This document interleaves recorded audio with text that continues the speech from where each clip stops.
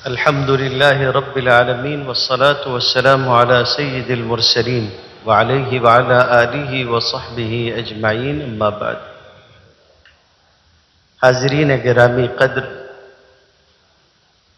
یہ ایک اچھی روایت ہے جو ہمارے شہر کے اکثر مسابقوں کی زینت بھی رہی، روایت بھی بنی رہی کہ یہاں جو مسابقے منعقد ہوتے ہیں وہ اپنے کسی نہ کسی بزرگ کی طرف منسوب کیے جاتے ہیں تاکہ ان کے خصائل اور اوصاف سے نئی نسل متعارف ہو سکے اور اپنے لیے ان کی شخصیت سے روشنی حاصل کر سکے. مختصر وقت میں مجھے اپنے والد ماجد کا تعارف یہاں پیش کرنا ہے.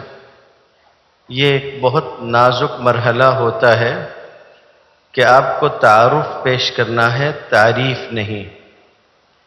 اور حدیث شریف میں اس سلسلے میں توجہ دلائی گئی ہے کہ آدمی کسی کی ایسی تعریف نہ کرے جو اس کے اندر نہ ہو. اس لیے میں پوری کوشش کروں گا کہ میں اپنے والد گرامی قدر کا تعارف آپ کے سامنے پیش کر سکوں. میرے والد ماجد رحمۃ اللہ علیہ یو پی سے تعلق رکھتے ہیں. ان کا وطن یو پی کا ایک چھوٹا سا شہر برگدوا تھا. وہیں ان کی ابتدائی تعلیم ہوئی. اس کے بعد مزید تعلیم کے لیے ہاپوڑ منتقل ہوئے، مدرسہ نعمانیہ. وہاں تعلیم حاصل کی اور اس کے بعد اعلیٰ تعلیم کے لیے دارالعلوم دیوبند تشریف لے گئے. ان کے نام سے جو رزلٹ پیچھے کچھ عرصہ پہلے محتمم صاحب کی عنایت سے ہم لوگوں کو بھیجا گیا تھا، اس میں لکھا ہوا ہے کہ مدرسہ نعمانیہ ہاپوڑ سے پڑھ کر آئے اور 14 سال کی عمر میں دارالعلوم دیوبند میں داخلہ ہوا. یہ 1381 ہجری ہے اور تقریباً انگریزی سال 1961 کا لگ بھگ بنتا ہے. قریب قریب دونوں ایک ساتھ اس طرح سے چل رہے تھے. 1387 میں دارالعلوم دیوبند سے فراغت ہوئی اور یہ 1967 کا سال ہوتا ہے. ہمارے یہاں حضرت مولانا عبد القادر صاحب رحمۃ اللہ علیہ ہوتے تھے جو دارالعلوم دیوبند کے رکن شورا بھی تھے. وہ تشریف لے گئے تھے بیت العلوم کی ایک ضرورت لے کر کہ انہیں ایک استاذ چاہیے ہے. جب انہوں نے وہاں محتمم صاحب سے یہ بات ارشاد فرمائی تو انہوں نے والد گرامی کا نام تجویز کیا اور اس طرح سے دارالعلوم دیوبند کی فراغت کے ساتھ ہی وہ یہاں تشریف لے آئے. اس کے بعد 30 سال مالیگاؤں رہنے کا موقع ملا اور 30 سال گزارنے کے بعد وہ 12 اگست سنہ 1997 7 ربیع الاخر 1418 کو اللہ کے حضور حاضر ہو گئے. یہ تو تعلیمی اور تدریسی سفر تھا ان کا جو اس طرح سے چلا. اس میں کوئی بہت تفصیل نہیں ہے. ابتدائی تعلیم نعمانیہ، دارالعلوم دیوبند اور اس کے بعد مستقل تدریس مدرسہ بیت العلوم میں. اگر آپ ان کی شخصیت اور ان کے تعارف سے کچھ حاصل کرنا چاہیں تو میں 2-4 باتیں عرض کروں گا. سب سے پہلی چیز ہے یکدرگیر و محکم گیر. ایک دروازہ پکڑیے اور مضبوطی سے تھام لیجئے. خدمت کرنے والے جانتے ہیں کہ خدمت کرنے میں کسی ایک جگہ رہ کر مستقل مزاجی کے ساتھ خدمت کرنا اور اپنے سامنے ایک مقصد رکھ کر کام کرنا یہ کتنا اہم اور کس قدر بنیادی ہوتا ہے. ساری زندگی ایک ہی مدرسے میں ایک ہی جگہ رہتے ہوئے مکمل کی. ہم لوگ جانتے ہیں، میرا تو خاصی حد تک شعور کا بھی زمانہ تھا مجھے اچھی طرح سے یاد ہے کہ عقل کنواں سے بھی اور دارالعلوم عالمگیر احمد نگر سے بھی اور دیگر جگہوں سے ان کو لوگوں نے چاہا کہ وہ وہاں ایک خطیر تنخواہ کے ساتھ منتقل ہو جائیں، لیکن انہوں نے اس کو گوارا نہیں کیا۔ جہاں انہیں ان کے اساتذہ نے بھیج دیا تھا وہیں کے ہو کر رہ گئے، اس کے بعد کہیں اور کا رخ نہیں کیا۔ یہ بھی ایک عجیب و غریب بات تھی کہ وہ سفر کرنے سے بھی بہت کتراتے تھے، پوری کوشش کرتے تھے کہ زیادہ وقت وہ اپنے مدرسے میں ہوں اور سفر نہ کریں۔ ہم لوگ جب عقل کنواں میں تھے اور میرے بڑے بھائی کی شادی طے ہوئی تو مولانا غلام محمد بستانوی صاحب کو انہوں نے خط لکھا، خط کا زمانہ تھا، اور بتایا کہ گھر میں شادی ہے، بچوں کو رخصت دے دیں۔ تو مولانا بستانوی صاحب نے جواباً ان کو لکھا تھا کہ رخصت دینے کی ایک ہی شرط ہے کہ آپ خود تشریف لائیں اور بچوں کو لے جائیں۔ جب ان کا آنا طے ہو گیا تو پھر ایک مسابقہ منعقد کیا گیا اور رات انہوں نے سیرت کی تقریر کی، اور اس کے بعد ہم لوگ ان کے ساتھ مالیگاؤں واپس آئے تھے۔ جب مولانا عمرین صاحب کی خانقاہ کا افتتاح ہوا تو مولانا بستانوی صاحب رحمۃ اللہ علیہ تشریف لائے تھے، اور اس کے افتتاح میں برملا انہوں نے یہ کہا کہ مالیگاؤں والوں سے مالیگاؤں نہیں چھوٹتا ہے، اور اس کے بعد کہا کہ مولانا کو میں نے چاہا تھا کہ وہ ہمارے یہاں منتقل ہوں مگر انہوں نے انکار کر دیا۔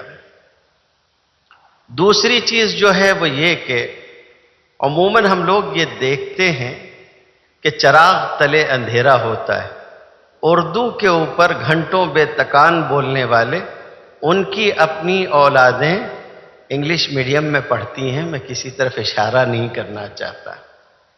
اسی طریقے کے قصے ہوتے ہیں کہ پڑھانے والا مدرسے کا، اس کے بچے کہیں اور ہیں۔ میرے والد صاحب رحمۃ اللہ علیہ اس سلسلے میں پورے طور پر کھلا ذہن رکھتے تھے، اور انہوں نے جو راستہ طے کیا تھا وہ سوچا سمجھا راستہ تھا۔ اپنی ساری اولادوں کو انہوں نے دین کی تعلیم دلوائی، لڑکے ہوں یا لڑکیاں۔ اللہ کی توفیق سے آج ہم سب بھائی بہنوں میں ایک بڑی تعداد دین کی خدمت کر رہی ہے اور کوشش کر رہی ہے کہ ان کے نقش قدم پر ہم لوگ چل سکیں۔ اللہ تعالیٰ نے ان کو حافظہ غیر معمولی عطا فرمایا تھا، اور اس کے جو واقعات ہم لوگوں کے ذہن میں یا ہم لوگوں کے سامنے ہیں وہ تو بہت سارے ہیں۔ بس میں ایک پرلطف بات آپ کو سناتا ہوں۔ ان کے ایک بہت قریبی دوست تھے، انہوں نے ان کی تقریریں سن سن کر بہت سارے اشعار یاد کر رکھے تھے۔ کوئی تقریر ایسی نہیں ہوتی تھی کہ جس میں اردو اور فارسی کے اشعار نہ ہوں۔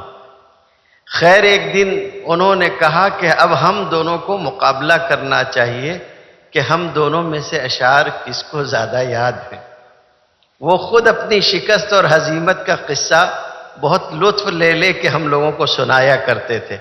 کہنے لگے کہ مولانا نے طے کیا، اچھا ٹھیک ہے، طریقہ کار یہ ہوگا کہ یہاں سے یعنی مدرسے سے ہم دونوں پیدل فتح میدان تک جائیں گے اور وہاں سے واپس آئیں گے۔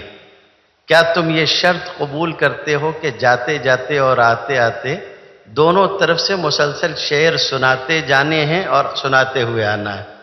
انہوں نے کہا کہ کیا آپ ایسا کر سکیں گے؟ تو انہوں نے قبول کر لیا۔ کہنے لگے کہ عصر کے بعد ہم لوگ ٹہلنے کے لیے نکلے اور پورا راستہ سناتے ہوئے گئے اور سناتے ہوئے واپس آئے۔ حفظ انہوں نے نہیں کیا تھا، یہ 14 سال کی عمر میں تو وہ نعمانیہ سے پڑھ کر دارالعلوم آ چکے تھے، اس لیے حفظ قرآن مجید کا موقع اس وقت نہیں ملا تھا۔ لیکن جب بیت العلوم میں تشریف لے آئے تو ذاتی کوشش سے قرآن مجید یاد کیا، اور اچھے حافظ تھے۔ قرآن مجید دہرانے کا مزاج تھا اور اس کو پڑھا کرتے تھے۔ جب مدینہ طیبہ حاضر ہوئے تو وہاں ان کا معمول قرآن مجید کے سلسلے میں غیر معمولی تھا، جس کو حضرت مولانا افتخار سالک صاحب دامت برکاتہم بیان کیا کرتے ہیں، کیونکہ وہ میرے والد صاحب رحمۃ اللہ علیہ کے قریبی شاگردوں میں سے۔ ایک چیز ان کی جس کو آپ خوبی کہیں جو آج کل بہت کم ہو گئی ہے، برجستہ تقریر کبھی نہیں کرتے تھے۔ کتنا ہی بڑا مجمع ہو، اگر آپ یہ کہہ دیں کہ آپ آئے ہیں، تشریف لائے ہیں، برجستہ تقریر فرما دیں، تو کبھی نہیں کرتے تھے۔ ہمیشہ پوری تیاری سے تقریر کرتے، تقریر کے نوٹس لکھتے۔ طریقہ کار یہ ہوتا کہ پہلے موضوع سے متعلق قرآن مجید کی آیات جمع فرماتے، پھر احادیث شریف، پھر اگر اس کے بعد ضرورت محسوس کرتے تو موجودہ زمانے اور حالات پر ان کو تطبیق دے کر اس کے موافق مضمون مرتب کرتے۔ اپنے ان نوٹس کو جس جگہ تقریر کرنی ہے وہاں آدھا گھنٹہ پہلے پہنچ کر مسجد میں بیٹھ کر اچھی طرح سے دیکھتے۔ یہی اتنی تیاری ان کے لیے اس گھنٹے بھر کی، آدھے گھنٹے پونے گھنٹے کی تقریر کے لیے کافی ہوا کرتی تھی۔ تقریر مرتب اور منضبط فرماتے، جتنا اچھا بولتے تھے اتنا اچھا لکھتے بھی تھے۔ خط بہت پاکیزہ تھا، بہت شاندار لکھتے تھے۔ ہم لوگوں نے ان کی تحریریں دیکھی ہیں، کچھ تحریریں وہ ہیں جن میں وہ سرسری لکھا کرتے تھے، اور کچھ تحریریں وہ ہیں جس میں وہ ہاتھ روک کر لکھا کرتے تھے۔ جن تحریروں کو ہاتھ روک کر لکھتے بہت خوش خط ہوا کرتی تھیں۔ اس وقت رنجنی کے جو محتمم ہیں وہ بھی ان کے شاگردوں میں سے ہیں، اور خصوصاً رنجنی کے مدرسے میں جو اکثر اساتذہ ہیں انہوں نے کتابت اور خوشخطی بھی انہی سے سیکھی تھی۔ بہت ساری ایسی چیزیں ہم نے ان کے اندر دیکھی جو انہوں نے ذاتی طلب اور ذاتی کوشش سے اپنے اندر پیدا کرنے کی تھی۔ ایک آخری بات، عموماً ایسا ہوتا ہے کہ آپ جب کسی چیز کو بار بار پڑھاتے ہیں تو آپ کو مطالعے کی ضرورت باقی نہیں رہ جاتی۔ بظاہر ایسا لگتا ہے کہ یہ کتاب، اس کو آپ نے کئی سال پڑھایا ہے تو اب آپ کو اس کی ضرورت نہیں ہوگی، لیکن میں نے ان کو دیکھا کہ وہ 17 سال شیخ الحدیث رہے، لیکن درس دینے سے پہلے رات بھی فتح الباری ان کی جو ہے وہ ہم لوگوں کے پاس موجود ہے۔ کثرت استعمال سے اس کا جو رنگ اڑ گیا ہے، اور اس کی جو جلد چمڑے کی تھی اس کے اوپر سے جس طرح ریگزین کی جو جلد تھی اس پر سے جس طرح سے سیاہی اور طباعت اور روشنائی اڑ گئی ہے، وہ دیکھنے سے تعلق رکھتا ہے۔ یہ تو ان کی تدریسی زندگی سے متعلق جو باتیں تھیں۔ اچھا، ایک بات اور عرض کر دوں، وہ یہ ہے کہ بے نفسی تھی۔ غیر معمولی شخصیت ہوتے ہیں ایسے لوگ کہ ایک عجیب سی بے نفسی ہو۔ مجھے یاد ہے کہ ایک مرتبہ میں ان کے ساتھ مدرسے میں بیٹھا ہوا تھا اور کتابوں کی تقسیم چل رہی تھی۔ ناظرے کا گھنٹہ لینے کے لیے لوگ آگے پیچھے ہو رہے تھے، تو انہوں نے کہا کہ یہ گھنٹہ میرے لیے لکھ دیجئے۔ میں نے خود دیکھا ہے کہ 10 بجے ان کا بخاری شریف کا گھنٹہ ختم ہوتا تھا، درمیانی وقفہ ہوتا تھا، اور اس کے بعد وہ ناظرے کی کلاس میں پڑھانے کے لیے بہت چھوٹے چھوٹے بچوں کے پاس جا کے ان کو پڑھاتے تھے۔ اس کے بعد آخری شے جو ان کے عمل سے متعلق ہے وہ عرض کرتا ہوں۔ ہم لوگ اپنی دینی مشغولیات کی وجہ سے عبادات کی طرف سے عموماً اپنی نظریں کسی درجے میں کوتاہ کر لیتے ہیں، اور یہ چیز ہم سب کے لیے مشعل راہ ہے۔ میں نے اپنی زندگی میں جب تک دیکھا ان کو، کبھی میں نے ان کا مسنون اعتکاف قضا ہوتے ہوئے نہیں دیکھا۔ مسلسل اس کا اہتمام کرتے تھے کہ وہ اعتکاف کریں، اور اس کے لیے کبھی کہیں سفر بھی ہو تو اس کو بھی ٹال دیتے تھے، سفر نہیں کیا کرتے تھے۔ مسنون اعتکاف کیا رمضان کے آخری 10 دنوں میں، اور رمضان میں قرآن مجید دہرانے اور پڑھنے کا معمول پیچھے کے مقابلے بہت زیادہ ہو جایا کرتا تھا۔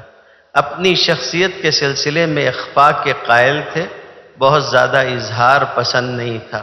دوستوں کے ساتھ گھل مل کر رہتے تھے۔ ایک عام مزاج یہ تھا کہ مسجد میں پہنچنا اور وقت سے پہلے پہنچنا ان کا طریقہ کار تھا۔ میرے خیال میں اتنی باتیں جو میں نے عرض کی ہیں یہ بہت کافی ہیں۔ اللہ تعالیٰ ان کی مغفرت فرمائے اور اللہ تعالیٰ ہم لوگوں کو ان کے طریقے پہ چلنے کی توفیق عطا فرمائے۔